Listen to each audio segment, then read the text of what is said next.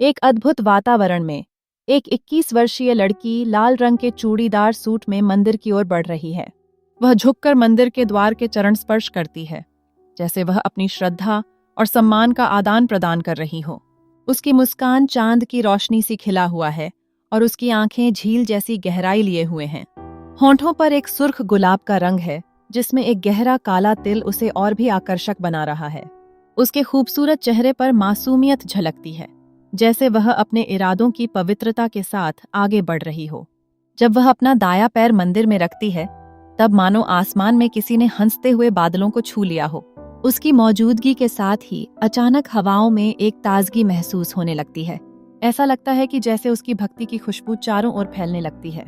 खामोशी के बीच एक युवा पुरुष भी मंदिर में कदम रखता है, जो अपनी लंबाई और शरीर यष्टि के साथ कामदेव का अवतार सा लगता है। उसका गीला धोती पहनना उसे और भी मोहक बना देता है, और ऐसी स्थिति में उसकी सारी नजरें उस पर थमी हुई हैं। उसके हाथों में दूध से भरा लौटा है, जो वह भगवान शिव को अर्पित करने आया है। लड़की आगे बढ़ती है और शिवलिंग के पास पहुंचती है, जहां अन्य महिलाएं पूजा में व्यस्त हैं। उसने बेलपत्र और चंदन के साथ भगवान की पूजा की। उस युवक ने पास आकर मन में भगवान शिव से प्रार्थना की। उसकी मां के लिए, जो कैंसर से पीड़ित हैं, उसने ईश्वर से सफल ऑपरेशन की विनती की। जैसे ही वह पूजा में लीन होता है, अचानक भीड़ से वह लड़की उस पर गिर पड़ती है। इस टकराव में युवक का दूध लौटा शिवलिंग पर गिर जाता है।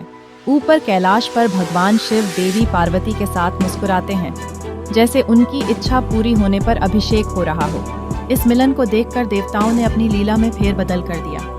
तभी उस युवक की नजर लड़के पर होती है, लेकिन लड़की अपने चेहरे को दुपट्टे से छिपाकर माफी मांगती है और तेजी से बाहर चली जाती है। उसकी मासूमियत और भक्ति का उस स्थान पर कोई मोल नहीं था। युवक भी हाथ जोड़कर बाहर निकलता है, जहां महादेव और माता पार्वती के विवाह की तैयारियां चल रही थीं। यह एक अद्भुत संयोग था, जहां दो चरित्रों की भक्ति और उनके भाग्य का मिलन एक नई कहानी लिखने जा रहा था।